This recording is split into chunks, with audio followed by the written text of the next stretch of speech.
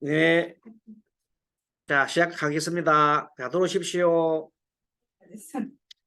자, 그러면은 이번 시간에는 교재를 가지고 보겠습니다. 교재가 페이지가 83페이지죠. 83페이지인가 드디어 83페이지가 왔네요.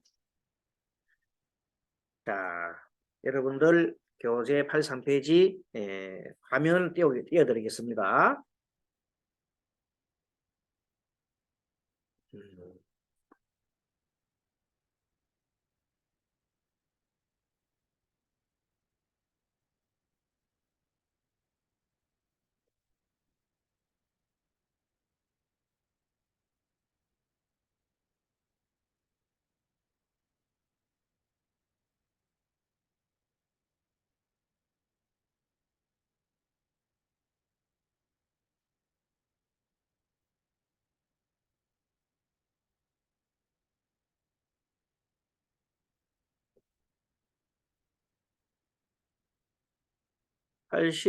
83페이지 쭉 올려보겠습니다.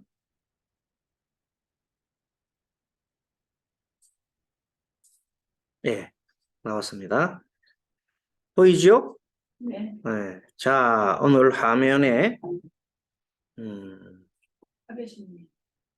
합의 자, 합축으로 보는 성격과 심리. 오늘 마치 우리 합판을 관련돼서 공부 좀 했잖아요. 사례에서 그걸 상기해 보면서 보겠습니다. 사주의 합과 충은 심리 변화에 매우 중요한 역할을 한다. 그러니까 이제 합이 갑자기 생겼을 때 이때 합이라고 하는 것은 사주상에 있는 합이 아니라 사주와 대운, 사주와 세운 이런 데서 합과 충이 생길 경우입니다. 물론 그 안에서 있는 경우도 있겠지만 사주상에 합이나 충이 원래 두 개 있어요. 세 개가 있는가에 따라서 심리 변화가 다르다. 그런데 또 뭐가 나타났어요? 합이 나타났다. 충이 나타났다. 이런 경우입니다. 합이 고립되어 있는가?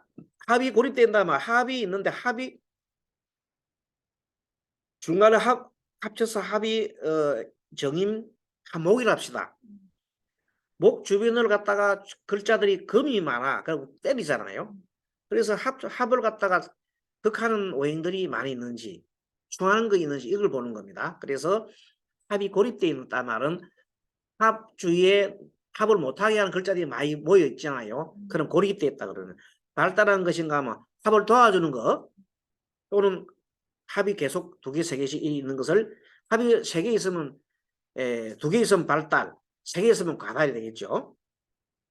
또 고립된 것이 합인지 발달한 것이 합인지 과다한 것이 합인지를 따라 가지고 심리의 변화가 생긴다. 요거는 구체적으로 하면 사례를 보면서 보면 좋겠습니다. 오행의 합화 심리. 자, 오행의 갑이 있어요. 또 오행의 기토가 있어요. 그걸 갑기 합토라고 그래요. 자, 합화하여 새로운 오행 토가 발생하면은 합화 이전의 오행들 때문에 합화에 새로 발생하는 오행의 건강에 변화를 주는 행동이나 심리 변화가 일어난다. 마찬가지입니다. 아까 우리 얘기했잖아요. 자, 그 사람이 현재 무진일조였는데 무진일조인데 토가 많아요. 토가 많아서 굉장하게 신강한 사주잖아요. 이때는 화와 토가 오면 안 좋았죠. 그런데 개수운이 왔을 때 무토일간이기 때문에 자, 무진과 개수가 합치면 무게합이 되잖아요. 합해서 화가 됐잖아. 그러면 그거는 좋은 의미 나쁜 의미. 그때의 마음 심리가 뭐냐면 어떤 마음이냐면 공상이 생기는 거야. 자, 화는 인성이죠.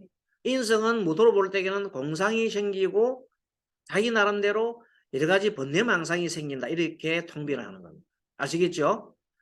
그럼 그때 번뇌망상이 생기면 좋은 판단이 된다, 나쁜 판단이 됩니다. 판단이 안 된다는 거예요. 그래서 흉한 오행이 올 때는 판단이 좋은 판단이 되지 않는다. 그래서 우리는 오행의 합파에 보면 자 보세요. 사주 원국에 만약에 목이 많이 발달했는데 토가 필요해요. 그 사주가. 그런데 합해가지고 토가 됐어. 그럼 좋잖아요. 그럼 이때는 뭐냐면 어떤 심리가 생기냐면 실제 운은 재물복이 생기고 마음은 뭐냐면 재물을 취득하고 싶은 마음이 생긴다. 돈을 벌고 싶은 마음이 생긴다. 재물이 들어오려면 내가 재물을 들어오려는 행동을 해야 되나 안 되나? 당연히 그러잖아요. 뭔가를 재물을 들어올 수 있는 행위를 해야 되잖아요. 그러면 재물을 들어올 수 있는 행위를 하려면 그 전에 마음이 있어야 되나 없어야 되나? 마음이 먼저예요. 마음이 있고 재물을 들어올 수 있는 행위를 할 때 돈이 들어오는 거야. 가만히 있는데 뭐 들어온다? 그런 건 별로 없어요. 자, 그래서 심리적으로 돈을 벌고 일하거나 이런 마음이 생긴단 말이야. 남자의 경우에는 자, 남자는 여자겠죠. 여자로 사귀고 싶어 욕구가 일어나는 겁니다. 그럼 우리 애 언제쯤 장가를 가겠습니까? 이래 할 때에는 합을 보란 말이야. 그럼 응? 이때 되니까 합이 있네. 합이 있어서 뭐로 봤어? 제가 발생해서 그러면 이분은 언제쯤 제 결혼할 운이 있겠습니다. 연을 볼 수도 있고 세운을 볼 수도 있겠죠.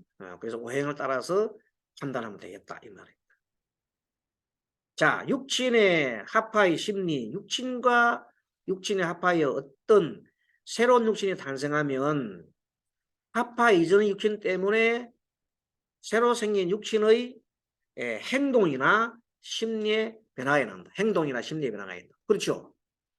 항상 그래서 우리가 합과 충이를 할 때에는 이제 예전에는 그냥 합충하면 뭐 그냥 합하는 거다, 중하는 거다, 오행이 생긴다 이렇게 하지만 이제는 그게 아니고 우리는 이 반성이 심리 그 사도 심리거든요.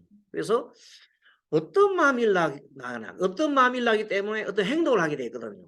그 행동이 만약 바른 행동을 하고 바른 그 우리가 길심리의 경우가 작용했다면 바른 행동을 할 것이고 흉신인 경우는 아까 말한 대로 인성을 하다가 망상으로 표현하는 거예요.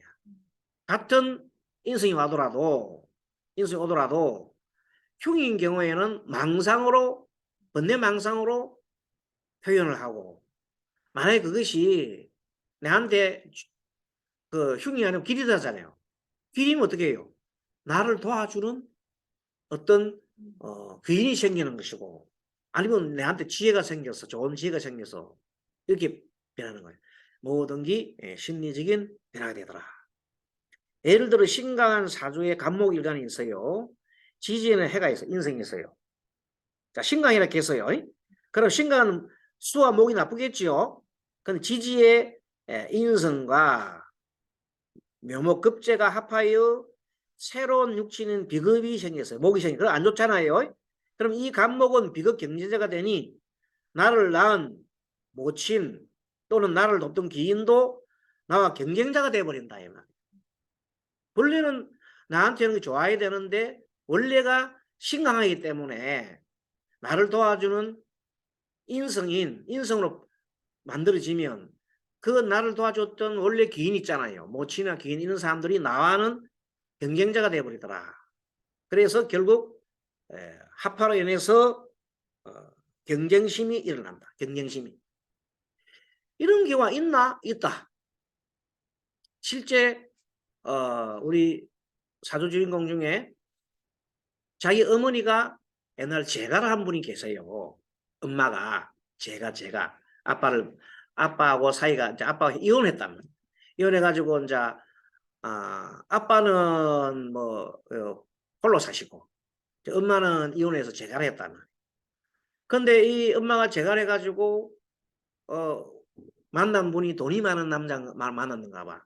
그래서 돈을 엄청 많아서 많이 물려받았어. 그래 남편이 돌아가시고 나이가 많은 남편이 돌아가시고 나니까 재산을 많이 가져 있잖아요. 근데 그 재산을 유지하려고 하니까 계속해서 세금 문제가 막 생기잖아요. 그 집을 또 새로 하나 하려니 그래서 이제 머리를 막 굴리다가 생각해낸 게 자기 원래 자기 낳은 아들을 때 생각해가 찾아왔어. 야, 그래도 니캉네캉 그리고 피를 섞은 사람이니까 얼마나 네가 내 엄마니까 근데 원래는 자기 엄마 모르고 있다가 나타나고 엄마랑 가니까 이제 엄마 하기가 맞단 말이야. 근데 내가 제의를 하나 할게. 내 지금 건물이 하나 있는데 이 건물 내 혼자 하니까 내가 세금이 너무 많이 나와가지고 니캉 내캉 2분의 1씩 하자. 그러니까 그 아들 입장에서는 괜찮잖아요. 없던 재산 생겼잖아요. 뭐 좋다고 했는데 그런 다음에 이제 그 아들이 번뇌가 생기는 거야. 왜? 거기서 일어나는 모든 뭐 비용 들어가 있잖아요. 비용 들어가 전화 와가지고 야 이거 고쳐라. 니가 아니냐 이렇게 하는 거예요. 알았어요. 내가 고쳤잖아. 근데 그 들어오는 수입은 하나도 안 주는 거야.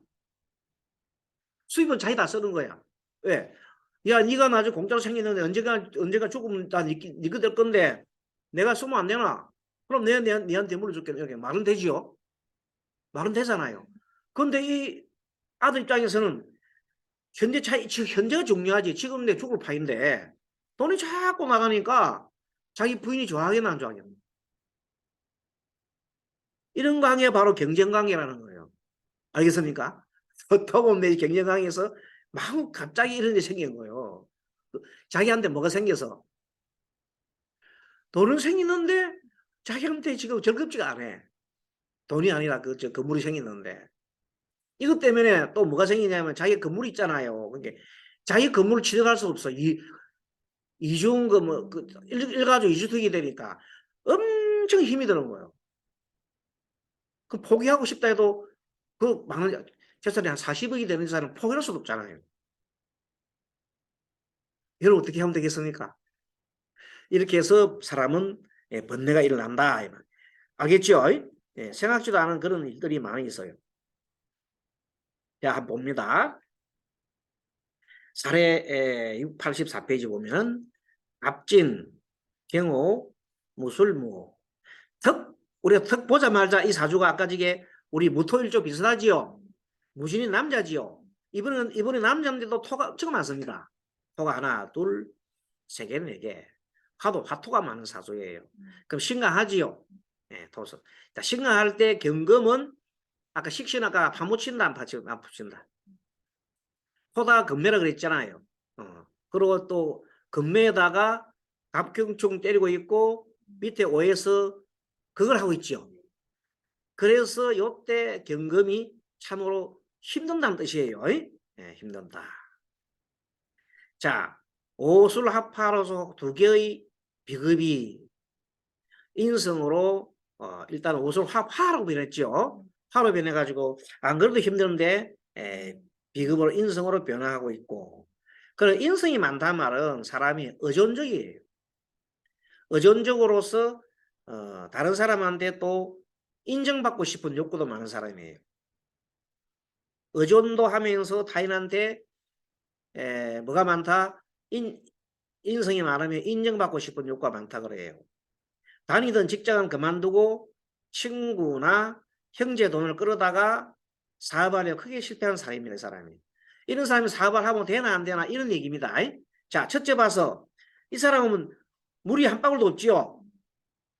갑자기 수운이 오게 되면 갑자기 이 사람이 마음에 어떤 변화가 생기냐면 돈에 대한 욕망이 확 생긴단 말이에요. 그러니까 갑자기 이 많은 토가 술을 보고 서로 묻겠다고 달라더니 특히 동업을 하게 되면 완전히 안 됩니다. 이런 사람이 동업을 하게 되면 큰일 납니다. 자기 혼자 해도 사업을 실패할 확률이 크습니다. 그러면 이런 사람은 어떻게 해주냐면 당신은 사업할 팔자가 아니고 그냥 직장을 생각하십시오. 그러면 그냥 그런 무난하게 살아갈 수 있습니다. 그런데 이 사람은 그렇게 말해도 사업을 하고 싶어 그때 되면 막 미치겠다고. 특히 개수 개면이라든지 천간이 개가 오게 되면 방방 뜨는 거 이건 하고 싶어가지고. 그래서 어찌 보면 그것 때문에 마음을 다스리지 못해서 힘든단 말이에요. 그래서 모험을 하고 일을 벌여서 문제가 생기는데 엄청 욕망이 많습니다. 이유가 뭐냐면 방대한 토지 때문에 그렇습니다. 토가 많지요. 방대한 토가 많은데 이걸 다 돌아다니려 하니 거기다가 뭘 다 심어야 돼요. 나무를 다 심어야 되는데 나무는 하나도 없고 그래서 매우 힘든 사주가 되었다. 이렇게 해서 이제 앞으로 그래서 여기서 보면 합이 이때는 옷을 합의돼 가지고 양쪽 옷을 합의됩니다. 양쪽 옷을 합의돼서 도움이 된다 안 된다? 안 된다는 뜻이에요. 이렇게 될 수도 있고 운에서 만약에 인이 왔다 그러면 인옷을 삼합이 되니까 더 힘들겠죠. 그래서 인이 오게 되면 더 힘든 일이 생길 수 있겠다 하는 걸 알 수가 있습니다. 합과 반대로 충. 자, 충은 오행과 오행의 충은 원래가 오행과 오행의 축에 대해서 봅시다. 예, 고립된 오행이나 아까 말한 대로 고립된 합이나 마찬가지 현상입니다. 고립된 오행이나 그리고 힘이 약한 오행에 대한 변화를 주는데 예를 들면 금이 고립되어 있어요. 금이 고립된 상태에서 충을 하면은 자, 금은 여러분들 폐와 대장을 말하잖아요. 그때 안 그래도 금이 고립됐다 말하면 뭐냐? 금이 무한도 고립됐겠어요. 화가 많아요. 화가 많으면 화 속에 딱 갇혀 있어. 양쪽 화가 있으면 금이 딱 갇혀 있잖아요. 그때 화운이 오게 되면 그걸 받아가지고 어떻게 되겠어요? 힘들겠죠. 예, 말하자게 신금 내가 그 신금인데 신금 위에 하늘에 있는 신금인데 이 옆에 전부 다 불이 많아. 불덩어리가 많은데 또 운에서 정화가 왔어. 그럼 정계충 때렸잖아요. 그럼 충이 왔으니까 안 그래도 지금 죽을 판에 한 개 충이 더 왔으니까 힘들잖아요. 예, 이렇게 해서 예, 굉장히 어려워질 수가 있다. 그럼 대장이나 폐에 나쁜 영향을 미친다. 그렇습니다. 육친의 충도 오행의 충과 마찬가지로 고립되어 있거나 그 다음에 힘이 약한 육친에 문제가 발생이 되기 쉽고 이때 그 육친이 사주 주인공의 육친에게는 좋은 일이 생기겠어요, 나쁜 마음이 생기겠어요. 부정적인 심리나 성격을 가지게 된다. 가로수 부정적인 심리나 성격을 가지게 된다. 다만 발달된 육친이나 힘이 있는 육친을 충하면 오히려 긍정적인 심리가 일어날 수 있다. 그게 현재 이런 겁니다. 자, 봐요. 갑자인데 자가 지금 현재 수가 너무 많아. 근데 사조 봤더니 오가 입에 있어. 좌우충하잖아. 그때 물이 많을 때 오하 요거는 나한테 도움되잖아. 그렇죠? 이때 오가 오게 되면 자를 또 충해 주잖아요. 그러면 좋다는 뜻이에요. 이해하셨습니까? 그래서 지금 충이 되고 있는데 귀신이 와서 흉신을 때려주면 좋다 이 말이에요. 가로속에다가 이렇게 해놔요. 자, 충이 있을 때 길신이 와서 흉신을 충해주면 가로속에 그런 경우입니다. 예, 그렇게 흉해주면 오히려 그 충이 어찌 보면 해결된 거야. 예, 그래서 이럴 때는 좋은 긍정적인 심리가 일어날 수밖에 없다. 어떤 사람이 개사라 개사일주인데 사주 월지에 해가 있어. 그 사회축제 맡고 있어 사람이. 근데 사람이 신강사주야. 신강사주에 개사니까 사화가 사회축 맞으니까 힘들고 있잖아. 요때 다시 사가 나타나가지고 운에서 해를 때려줘요. 그래주면 좋은 일이 생긴다는 뜻이에요. 알겠습니까? 예, 그런 케이스는 충이 와도 좋다 이 말. 그래서 이 충으로서 긍정적인 심리가 일어날 경우를 살펴보겠습니다. 하나의 육신에 또 넘겨야 되겠네. 애를 붙여서 지금 책 육신의 충에서 두 번째 북한 육신에 애를 붙여서 여기 붙이라 이 말 떨어졌다고? 예, 알겠습니다. 잘 알겠습니다. 예. 고쳐라 이 말이에요. 자, 다음 페이지 넘어갑니다. 가만 발달된 있어요? 어? 다만 발달된 육체나 힘이 있는 육체를 충하하면 오히려 긍정적인 심리가 일어날 수 있다. 알겠습니까? 네, 설명드린 겁니다. 그래서 이제 긍정적인 심리나 부정적인 심리가 어떻게 일어나느냐 이 말입니다. 자, 충의 긍정 심리 보겠습니다. 하나의 육신에 하나의 충이 있으면 괜찮아요. 육신 하나에 충 한 개 있는 정도는 뭐 큰 문제가 없어요. 어떤 사람이 이제 그 을해 월지에 을해가 있고 을해가 있고 일지에 개사요. 그 사이충 하나만 있잖아요. 네. 그런 경우는 큰 문제가 없습니다. 충은 원래가 에너지 원천이에요. 충이 뭐라고? 에너지가 발생하는 거예요, 원래가. 그 충이 없어도 뭐, 네, 밋밋하지요. 자, 발달한 육친이나 힘이 있는 육친에게 충할 때, 그 육친이 이제 뭐냐면, 아주 여러 가지가 이제, 육친이 많아. 예를 들어서 뭐, 재성이 많다 할까? 이 많을 때 재성을 추구하는 오행이 한 개 정도 다 오면은 큰 문제가 없다 이 말이에요. 오히려 그 많은 걸 딱 때려줬으니까. 이런 경우는 긍정적인 심리가 된다 이 말이에요. 전체 사주가 중화가 돼서요. 중화가 돼 있고 전체 사주가 중화라는 뭐냐면 중화라는 말은 목화 토금수가 골고루 있는 걸 말해요. 자, 중화 사주가 사주 전체 모두 골고루 돼 있는 것을 중화가 되었다 그래요. 그것을 우리가 보통 전행, 모두가 모든 행이 오행이 다 있다고 전행이라고 그래요. 전행. 온전전자의 행, 모든 오행이 다 있어 전행 사주라 그래요. 그 사주 전체가 중화가 되고 충이 또 적당하게 한두 개, 한 개 정도 있을 때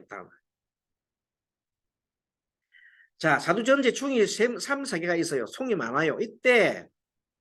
요때 충이 올 때 요때 충 가로 열고 요때는 뭐냐면 길신. 길신이 와서 충신을 제거해 줘야 좋은 거예요. 아까 3번, 4번. 그러면 요거는 긍정적인 심리가 있습니다. 자, 충이 왔을 때 부정적인 심리가 어떤 거냐면 하나의 육신에 여러 개의 육신이 하나의 육신에 여러 개의 충이 있을 때 예를 들어서 아까 저 있잖아요. 자, 간목이 하나 있는데 간목 양쪽에 충이 막 있어요. 이렇게 경금이 양쪽에 막 있어요. 그러면 거기 내가 만약에 경진일주인데 내가 경진일주예요. 경진일주인데 간목이 천간에 하나 있어요. 근데 태어난 것도 경술에 태어났다 합시다. 그러면 중간에 목이 딱 끼어 있잖아요. 그럼 그런 경우는 부정적인 심리가 될까? 긍정심리 될까? 그때 간목 입장에서는 이 사람은 즉 재성에 대한 마음이잖아요. 재물에 대한 욕구잖아요. 그러면 재물에 대한 욕구라든지 또 다른 걸 보면은 성취 욕구라고 할 수 있어요. 경금일간에 볼 때에는. 자, 경진일주에 간목이 천간에 월간에 있어요. 근데 옆에 또 병술이 있어가지고 탁 나를 갖다가 중간에 딱 치고 있어요. 이렇게. 이때는 간목 입장에서 간목은 우리가 말할 때 내가 어떤 입장이야. 그래 되면 편제잖아요. 편제적인 욕구가 사라진 거예요. 그 심리가. 알겠죠?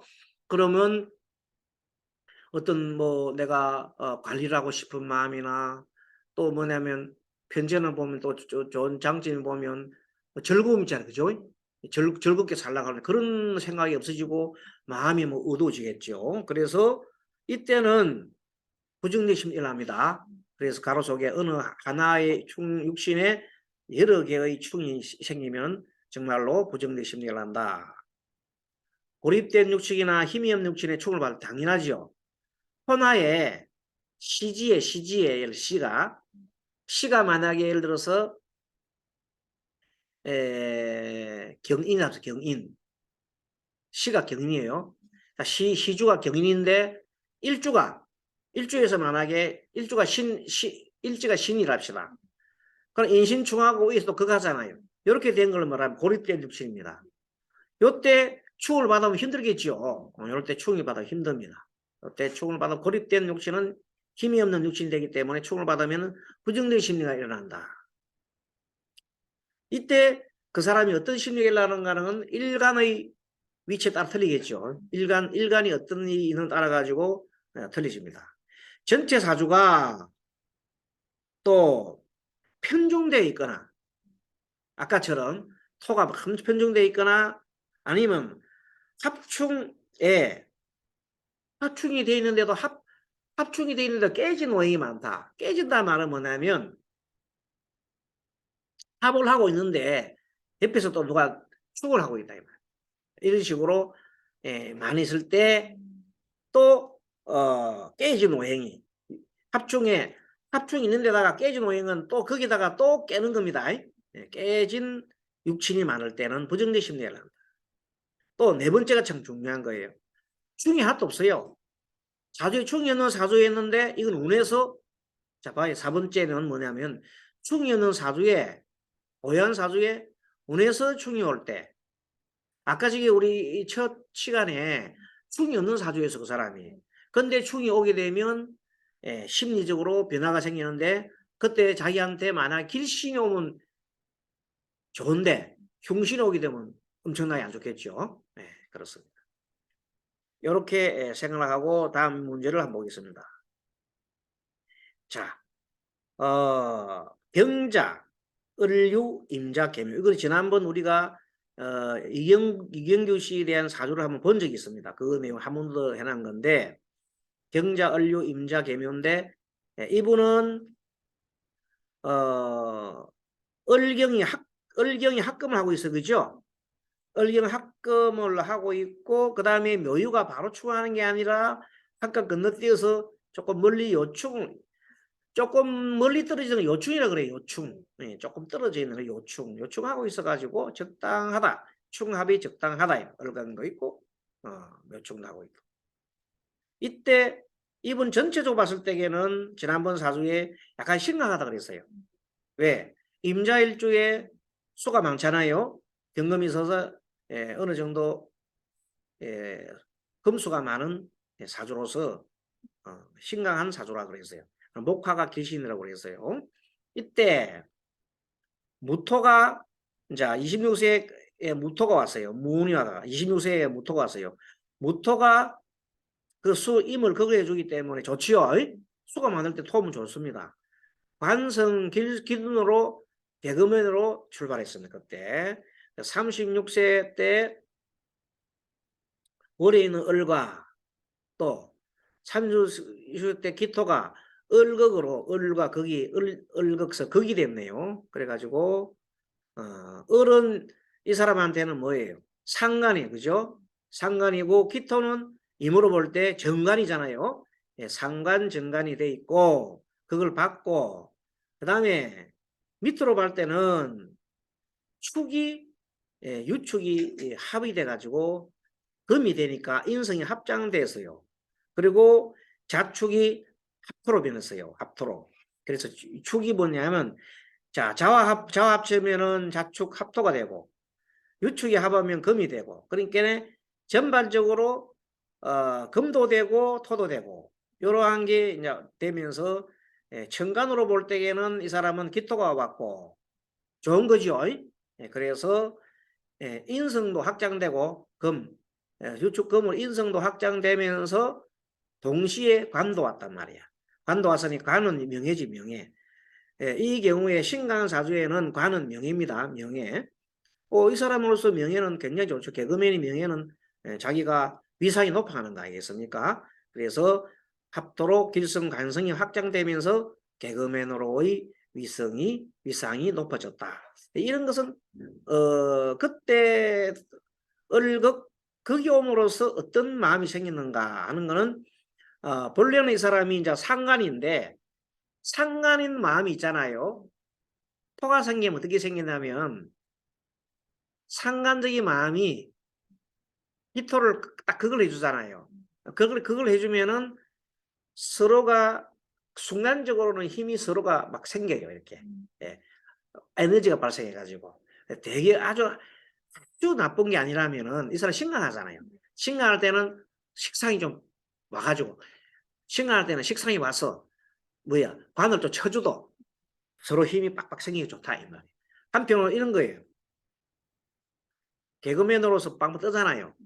뜨는데 관성은 아니야. 난 좀 참아 하고 조금은 참을 줄 아는 그러니까 너무 방방 뜨지 않은 사람이더라. 한편은 자기 기호를 찾으면서 한편은 방방 뜨고 그게 딱 조화가 이루어지는 거라. 그럼 옆에 보는 사람이 보면 절제된 행동으로 보이는 거예요. 개그맨이 제일 좋은 거는 말을 계속 떠들어내면 안 돼요. 적당하게 뭐 절제가 뭐예요? 관성이에요. 그러니까 무조건 식상만 발달하면 안 되는 거거든요. 근데 이 사람은 전반적으로는 인성이 강하잖아요. 강한 사주의 관성은 아주 좋은 거야. 나를 딱 거기다가 식상도 나오게 함부로 떠들지 않는단 말이야. 아, 적당하게 되죠. 어쨌든 살펴봤습니다. 자, 그 다음에 십성 육신의 제 5장 넘어갑니다. 육신의 심리 5장. 육신의 심리가 이제 우리가 전반적으로 우리가 그동안에 1학기 동안 공부한 걸 다 복습하는 그런 과정이라 볼 수도 있어요. 육신의 성격, 심리, 적성 등은 발달과 과다. 자, 발달이고 하는 것은 같은 오행이 한 2개 정도 있으면 발달이고, 과다는 아까 말한 대로 막 한 3개, 4개죠. 아까 그 오전에 봤던 그분은 6개잖아요. 5개, 6개인가? 비급이. 그건 너무 발달하는 거예요, 비급이. 그건 과다. 그거는 비급 과다에 보면 돼.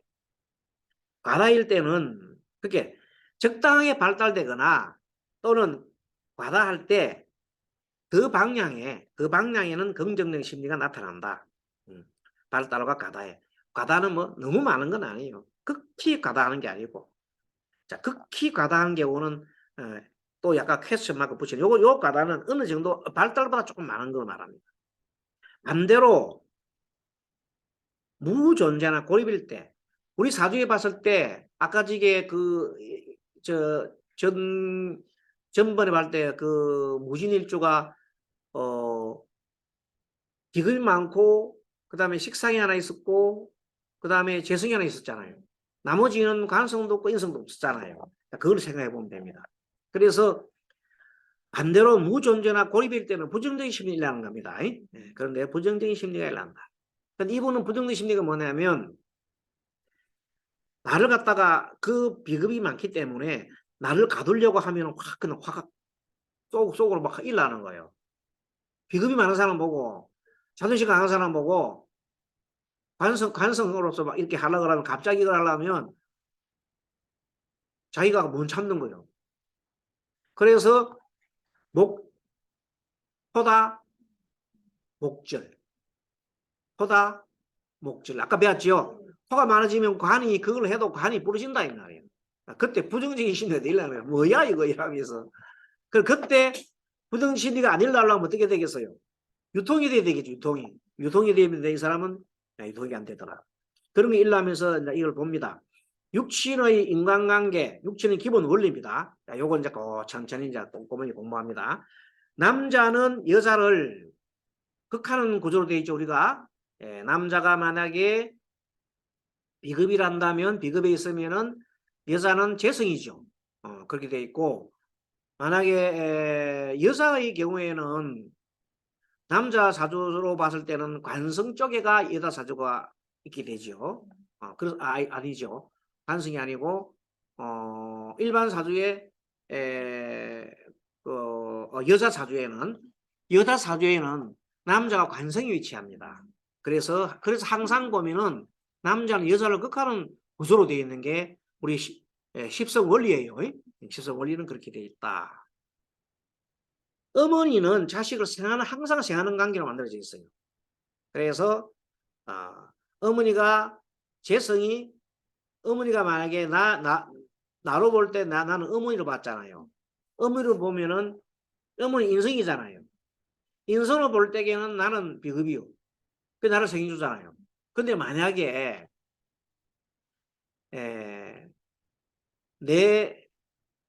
나의 시어머니는 여자 사주의 시어머니는 재성이죠.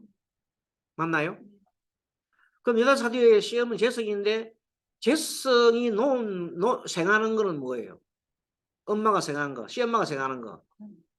내 남편이잖아. 그의 관성이 위치해진다, 자동적으로. 그 관성은 나를 가는 거야. 이해하시죠? 그렇게 삼각구도가 된단 말이에요. 항상 보면은 시엄마는 내 남편을 낳았다 말은 엄마가 아들 놓는다는 뜻이에요. 항상 구조, 그렇게 딱 만들어져, 저렇게. 예, 그러니까, 그리고 시아버지하고 며느리는 같이 있다 그랬죠? 네. 그걸 항상 기억해 두십시오. 그러니까, 내 사주에 시아버지가 어딘가 하면 비급이요. 그렇게 해서, 바로, 나는 우리 시아버지 누구지? 그 비급이 시아버지고, 시엄마가 어디 있어요? 개성이 되는 거. 그런 원리가 있다. 그래서 며느리와 시아버지는 한편에 있습니다. 고로 조부와 모친은 한편에 있기 때문에 나를 중심으로 해서 모친 있잖아요. 인성은 조부 위치예요. 조부도 되고 엄마도 되고.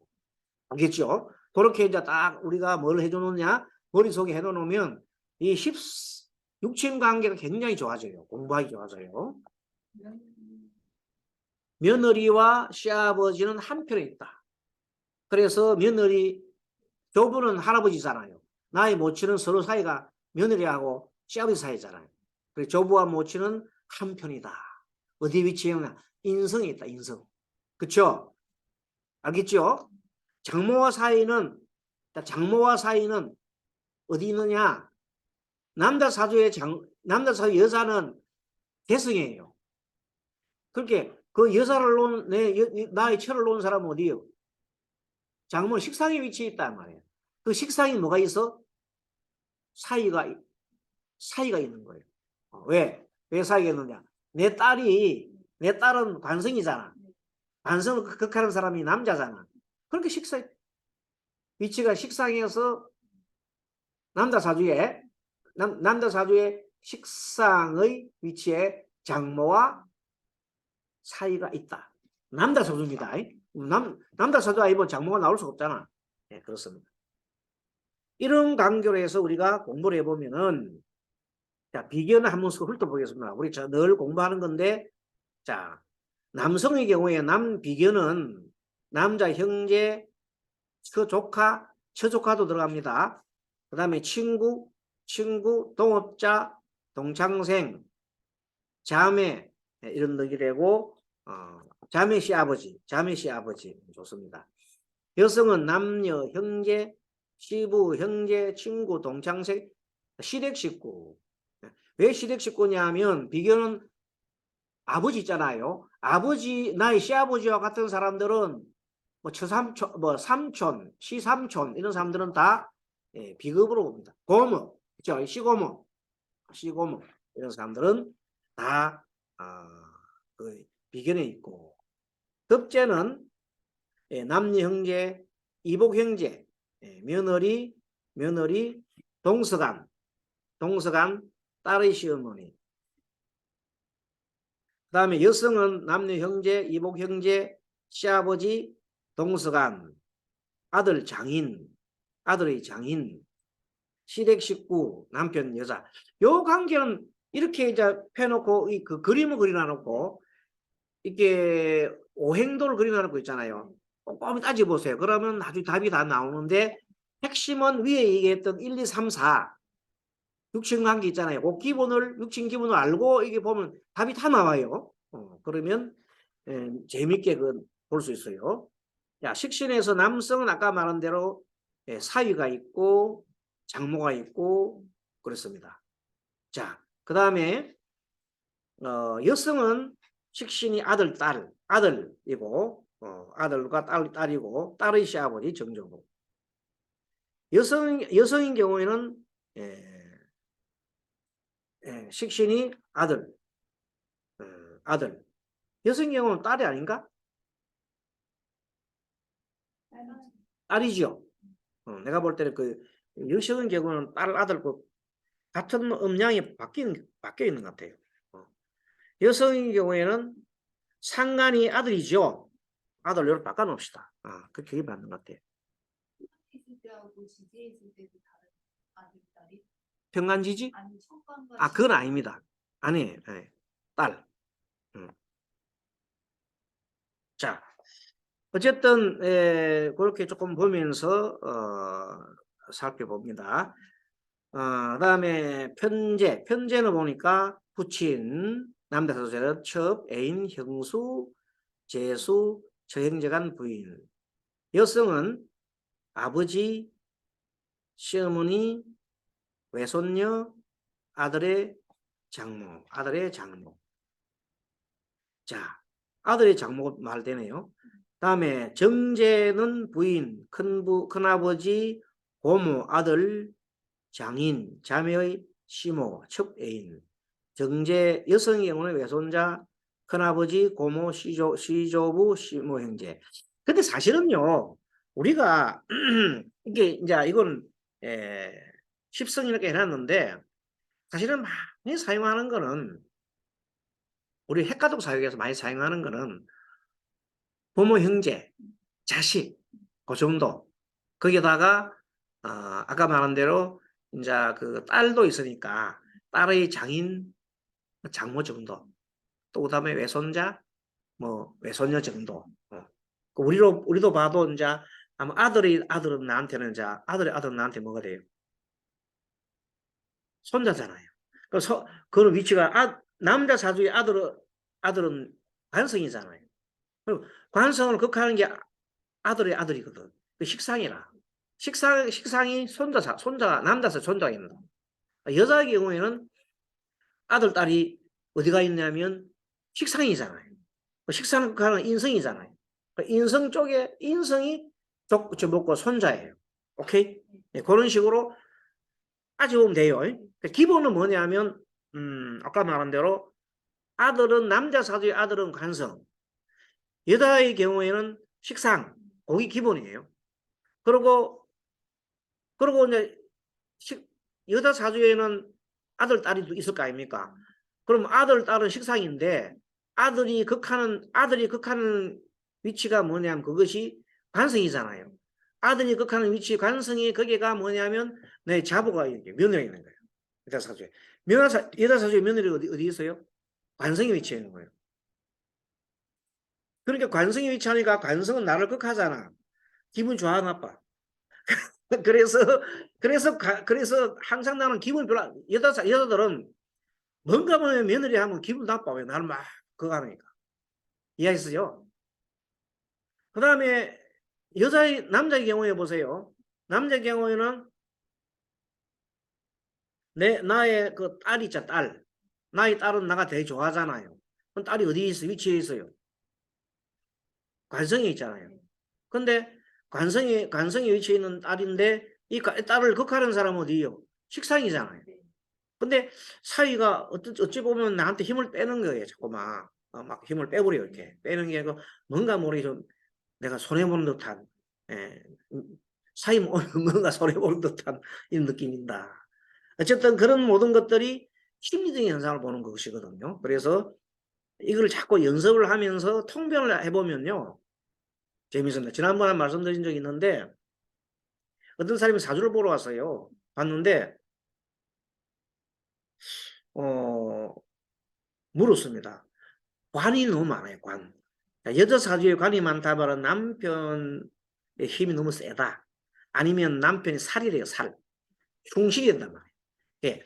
관이 너무 많은 사람은 흉이 되는데 그러면 옛날부터 그러다가 인성이 없으면 자 관성은 많은데 인성이 없어.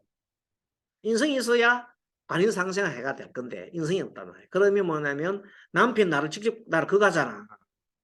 그래서 그걸 봐 옛날부터 관성이 많은 여자는 인성이 없으면은 매 맞고 산다 그런 거예요. 옛날부터 그런 말이 있어. 그래 옛날에 고전에 내는 책에 있단 말이에요. 근데 어떤 상담하는 사람이 그렇게 얘기했더니 나 시집 안 갔어. 딱 그렇게 나온 거야. 그때 내가 재치 있는 그 사람이 딱 머릿속에 싹 들으면서 그러면 언니나 동생은 시 갔어. 나는 안 갔지만 내도 여동생이 시 갔다 그래요. 그러면 여동생이 맞고 살겠네. 딱 그랬단 말이에요. 그것들이 딱 맞는 거예요. 왜? 그 위치는 뭐가 있어요? 같은 레벨이요. 관성은 뭐냐면 남성이 있잖아요. 남성이 위치가 강하잖아. 비급은 뭐냐면 아까 우리 배웠잖아. 형제 자매가 비급이단 말이야. 비급을 극하는 거는 관성이야. 그래 관성 쪽에 있는 사람 하니까 네 아이면 너 여동생이 맞는다 이래 된 거예요. 알겠어요? 통변이 그렇게 확장해 가는 겁니다. 그 순간적으로 딱 했더니 그 사람이 너무 맞다고 우리 안 그래도 그것 때문에 찾아왔대 오늘. 물어보는 게 자기 문제 게 아니고 여동생이 두드려 맞으니까 도대체 이게 왜 두드려 맞는가 몰라고 찾아온 거야. 근데 그 말을 했는데 이 사람이 순간적으로 공부행 내용을 탁 약간 했던 머리 재치기 딱 했더니 너무 맞아붙잖아요. 그런데 순간 사람들이 너무 잘 본다. 이거 뭐 그렇더니 이제 왜 보면 요새 보면 이 타로나 사주나 카페 보면 선생님들이 몇 분 있는 사람이 있어 이렇게 그죠? 이렇게 부스가 몇 개 쭉 있는 경우도 있거든. 그 나무 다른 데는 안 가고 이거만 오는 거야. 소문이 나가지고 그 다른 사람 봐라 해도 막 줄 수가 있네. 그런데 스님 이제 한테 배우신 분이 그날 마침 이제 오늘처럼 이렇게 가르쳐 드렸는데 적용했다고 한 번씩 가다 이런 상담하시는 분들이 공부 한 종이 적용되잖아요. 그럼 너무 신기해가지고 그럼 일치월장하는 거예요. 그런 쪽에 막 공부를 하는 거예요. 알겠죠? 이렇게 십성은 엄청나게 이렇게 활용만 할 수 있어요. 그리고 이제 우리 토를 배웠잖아요. 토. 토를 배우면 토가 사주에 많은 사람들은 원래 일간인 그 토가 사주에 말이지 일간이 있건 어디 있건 간에 토가 있다 많아. 피부가 안 좋아 원래. 피부가 안 좋게 돼 있어. 토가 너무 많다. 알겠죠? 그러니까 어떤 사람 왔는데 보니까 토가 엄청 많은 사람이 왔어. 작년에도 보니까 토가 많아. 그래서 작년에 피부병 많이 났겠네 이랬더니 아이고 그게 맞아가지고 그냥 도사 소리가 돼요. 도사. 도사 되는 거는 간단해. 한 번 내가 행기에 딱 맞아 떨어지면 도사가 돼버려요. 한 번 도사가 되면 입소문 타잖아요.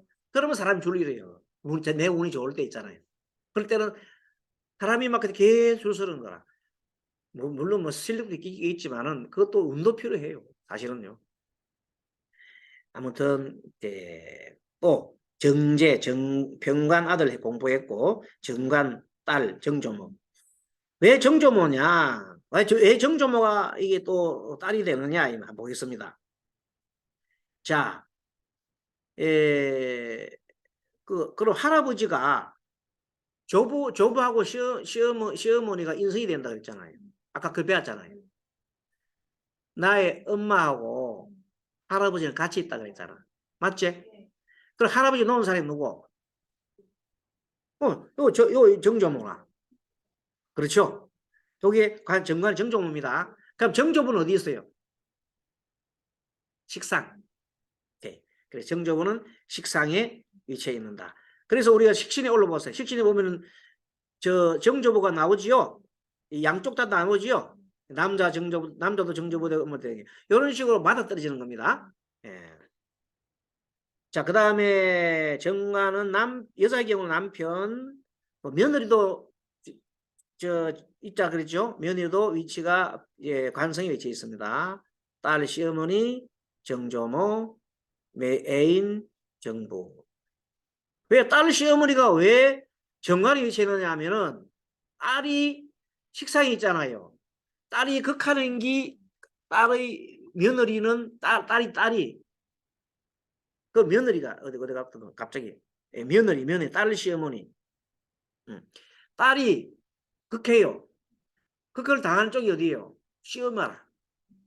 아까 그랬잖아. 시엄마는 극한 그걸 당한다 그랬잖아. 내가 비견이면 시엄마는 재성이 된다 그랬잖아. 나의 재성은 시엄마라. 나의 아버지도 되지만. 그러니까 식상은 내 딸이잖아. 딸이 극하는 쪽이 관성이잖아. 관성에 위치하는 사람이 딸의 시어머니라. 오케이. 그래서 조금만 머리 굴리면 답이 나와요. 여기에서 딸의 시어머니. 이렇게 만드느라고 스님이 요 표 짜느라고 힘 좀 들었어요. 이렇게 조금 틀릴 수도 있어요. 한번 잘 찾아보세요. 잘 찾아내면 숨은 그림 찾기입니다. 편인, 어머니, 계모, 서모, 이모, 외손녀. 왜 외손녀가 요티에 나오냐? 외손녀. 왜 외손녀가 튀어나왔겠어? 왜 편인의 외손녀가 여기 나와 있느냐?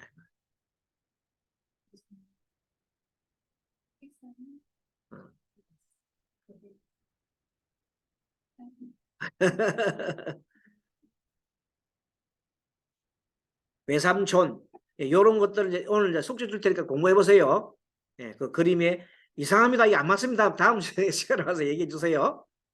충분하게 공부를 해보세요. 요거는 이제 우리가 이제 아들의 장모 뭐 이렇게 다 만들어 놨는데 요걸 꼭 꼼꼼하게 한번 보세요. 보면 원리는 아까 다 같이 들으세요. 그 원리대로 하나하나 검토를 하면 답이 나온다.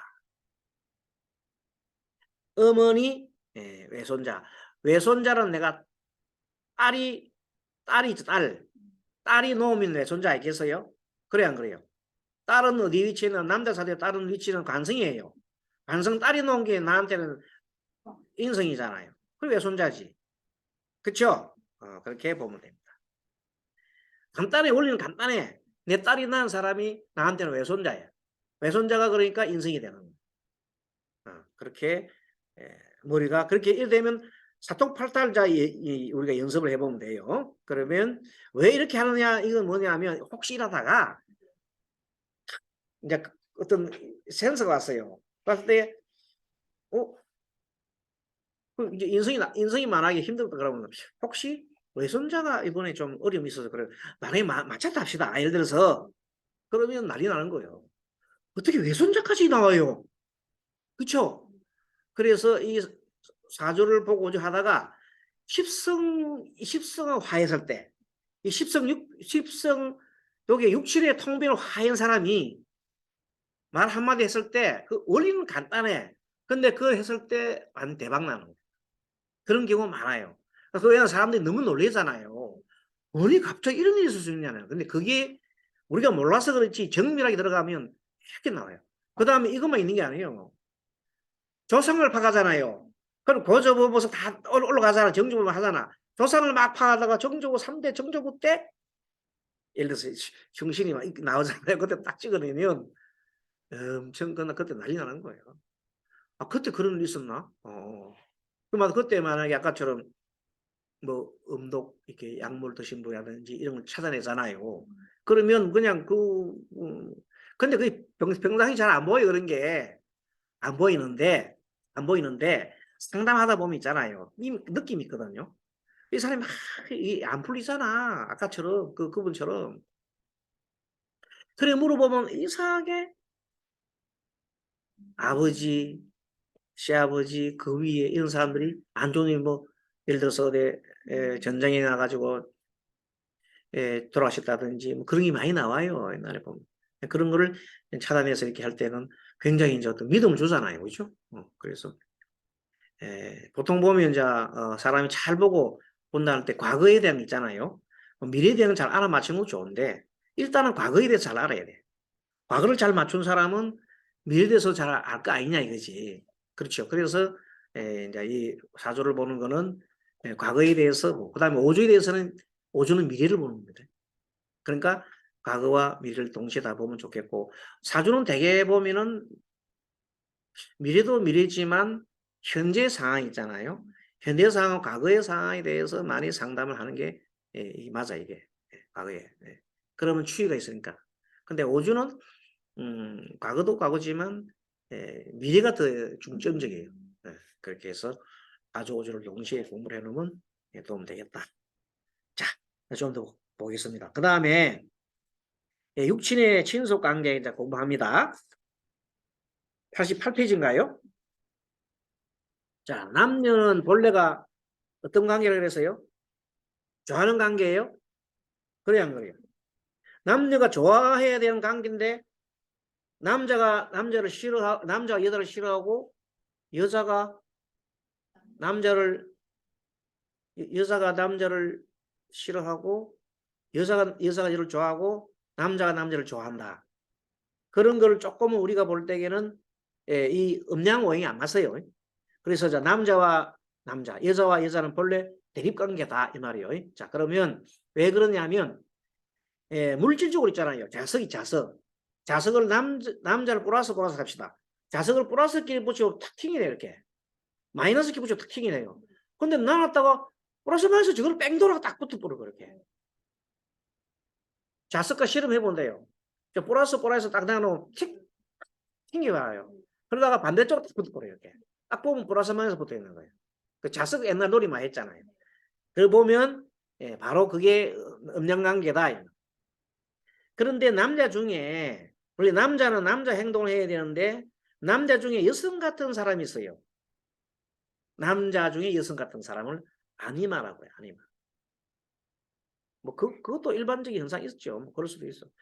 여성 중에는 보통 여성다워야 되는데 여성 중에 남성 같은 사람이 있어. 그건 아니무스라고 그래요. 요즘 이 시대에는 아니무스가 굉장히 막 그냥 활개를 쳐요. 아니무스. 그리고 여성 사업가 막 나오잖아요. 그 나쁘다는 게 아니라 그런 현상이 있는 거예요. 남자 중에도 보면 남자가 굉장히 여성스러운 사람이 있어요. 그런 사람은 아니마라고 해요. 이들은 서로가 호기심이 많다. 호기심이 많다. 아니마나 아니무스나 호기심이 많다. 음량이 한쪽으로 편중되거나 오행이 한쪽으로 지나치게 편중되면 편중.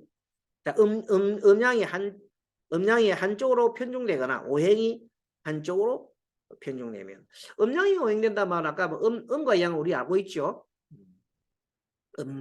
천간, 음간끼리 되어 있다든지. 그래서 음간으로만 쭉 되어 있는 사주를 보고 뭐예요? 양팔통, 음팔통. 양으로 되어 있는 사람은 양팔통, 음으로 되어 음팔통이라고 했잖아요. 그럼 옛날 처음을 공부할 때 배웠죠. 이 시간 처음 들어올 때. 그때 돌이켜보면 양팔동은 정말로 굉장히 엄청나게 모두 긍정적이고 막 그러잖아요. 대신에 또 너무 그 긍정교육을 하기 때문에 실수도 하기 쉬워요. 그죠? 네. 음팔동은 소극적이고 그렇지만, 그러나 또 때에 따라서는, 또 아주 조심스럽고, 그래서 또 좋을 수도 있어요. 그리고 오행이 한쪽으로 지나치게 편중되면 음양 심리가 무너져서 남자가 남자를 좋아하거나, 여자가 여자를 좋아하는 것은 우리가 보통 보면은 심리적 왜곡 현상이 생긴다. 그래서 남자가 남자를 좋아하고 여자가 여자를 좋아하는 그런 요즘 그런 시대가 있어. 옛날에 있었고 과거에도 있었어요. 과거 몇천 년 전에 있었고 지금도 있고 하는데 그런 사람들 우리가 보통 보면 요즘 보면은 그걸 갖다가 뭐라고 그래요? 무슨 표현을 하면 그걸 동성애라고 그럽니까? 동성애적인 사람들이 있다. 사실 동성애적 사람들은 옛날에는 지금이나 있습니다. 나쁘다고도 볼 수 없어요. 그건 인간이 사는 거니 일어나는 일이니까. 어머니는 그래서 이제 아들을 좋아하고 아버지는 딸을 좋아해요. 아버지와 아들, 어머니와 딸은 원래가 조금은 갈등 관계가 있습니다. 갈등 관계 많습니다. 이걸 설명해. 이유는 아버지와 아들은 전생에 어머니를 두고 연적 관계이며 어머니와 딸은 전생에 아버지를 두고 연적 관계이기 때문에 이거 책에 있는 게 내가 쓰란 겁니다. 만일 아버지가 아들을 좋아하고 어머니가 딸을 좋아하는 것은 좋은 현상이다. 하지만 아버지가 딸을 좋아하지 않고 어머니가 아들을 좋아하지 않고 미워할 때는 심각한 갈등, 심각한 정신적 갈등이 일어납니다. 자, 그 설명을 좀 드릴게요. 사람을 상담을 또 했는데 대개는 보면 딸이 아버지를 좋아해야 되잖아요. 그게 원래 우리 순서인데 딸이 아버지를 너무 싫어하는 거야. 근데 딸 아버지만 오면 막 그냥 막 경계를 일으키는 거야. 그거는 정신적인 결함이 있는 겁니다. 뭐 때문에? 그 원인은 아버지와 엄마 관계예요. 아버지와 엄마 관계에서 아버지가 너무 폭군이 돼가지고 엄마를 너무 구박하잖아요. 그러면 아이들 입장에서는 엄마를 보호하려고 해요. 그러면 아버지는 너무 싫어요. 그런 케이스 되게 보면 아버지가 좀 어릴 때부터 아동 학대를 했거나 그런 경우 많아요. 성학대를 했다든지 그런 경우가 있어서 아버지를 보고 막 싫어하는 경우가 있죠. 그런 사람들은 커서 남자를 좋아할까 여자를 좋아할까? 그래서 여자를 좋아해요. 그래서 여자하고는 사이가 좋은데 남자는 막 거리를 두고 아버지와 같은 부류 사람들은 이렇게 싫어하는 거예요. 그런 경우도 많습니다. 자, 그리고 그다음에 또 이제 시어머니는 며느리를 원래 싫어한다는 이유 알겠죠? 어떤 관계이기 때문에 극한 관계잖아요. 그래서 시어머니는 시아버지는 며느리를 좋아한다. 왜? 같은 편이었잖아요. 이런 걸 우리가 보면 돼. 며느리는 그래서 시어머니를 싫어합니다. 신약한 사주의 며느리는 그 신약하다. 사주가 신약한데 신약한 사람은 며느리가 시엄마가 되게 보면 재성이 돼 있잖아요. 재성이 너무 강해요. 나 신약한데. 그럼 나는 너무 힘들잖아요. 그럼 내가 살려면 어디로 가야 돼? 친정으로 가야 돼. 친정 인성이니까. 그래서 실제 이제 상담을 해보고 그 시엄마 밑에 있는 사람이 뭐 힘들어 사잖아요. 그럼 가끔은 이제 그런 분들 상담할 때에는 친정에 좀 다녀오라고. 그럼 아무도 없어요. 그럼 어떻게 돼요? 엄마 무덤이나 갔다 와야지. 친정 무덤이라도 갔다 와. 그것도 없어요? 그럼 절에도 가라. 절에 가면 저런 인성이잖아요. 저런 인성이니까 인성 보충을 좀 시키면 좋아요. 그래서 신약한 사람들은 한마디로 말해서 결론이 뭐냐면 자기 나름대로 종교를 가지기 좋아요. 내가 약한데 어디 좀 기대해야 되잖아요. 너무 힘이 드는데 그때 제일 좋은 게 자기가 갖고 있는 종교 있잖아요. 뭐 물어보고 뭐 기독교 믿으면 기독교, 불교 이렇게 종교를 가지는 게 없는 것보다 훨씬 낫다. 그리고 어려울 때 하나님한테 하소연하고 부처님한테 하소연하고 그러면 들어주는 경우도 많잖아요. 그래서 정신적인 또 위안처가 되고 그렇기 때문에 신약한 사람이 상담 오실 때에는 특히 이제 여러분들이 불교 관계에서 오시면 기도를 많이 하라 그러세요. 기도가 정말로 좋습니다. 우리 시간이 많이 됐네 벌써. 1시 아니구나. 요것만 마칠게요. 그 다음에 형제자매는 서로 돕지만 경쟁 관계가 일어난다. 좋습니다. 사람과의 관계. 어떤 사람이 다른 사람을 좋아하거나 싫어하는 것은 음양오행의 상생상극을 보면 참 잘 나와요. 그래서 꼭 남녀 간의 궁합 아니고 가족 간의 궁합, 그 다음에 직장 동료 간의 궁합, 또 심지어는 그 직원 간에 있잖아요. 그 궁합 원리를 적용하면 좋습니다. 이것을 많이 활용하면 좋겠어. 그래도 심리적인 이제 많이 나옵니다. 자, 그 다음에 이 내용이 길어가지고요. 오늘 이만큼 할게요. 네. 89페이지 시작되면 엄청 많이 많겠다. 그죠? 네, 그래서 지금 제가 볼 때는 아마 다음 시간에 94페이지 정도 이렇게 하면 끝내기 맞지 않나 싶으네요. 그렇게 하고 나머지 좀 부족한 부분은 조금 내가 보강을 좀 해드릴게요. 그래서 오늘은 전반적인 사두 심리의 관계가 통병과의 관계에서 어떻게 일어나는지에서 총종합하는 겁니다. 이렇게 하고 여러분들 방학 중에는 항상 일주 관계 지난번에 배운 거 있잖아요. 복습을 많이 하고 그래서 방학 중에도 제가 적극적이면 그 일주 관계 또 사례를 가지고 일주일에 한 번씩 꼭 내가 한번 해볼 생각입니다. 수고하셨습니다. 다음 시간에 뵙겠습니다. 감사합니다. 감사합니다. 고맙습니다. 예, 수고하셨습니다. 덕경씨님 반갑습니다. 예.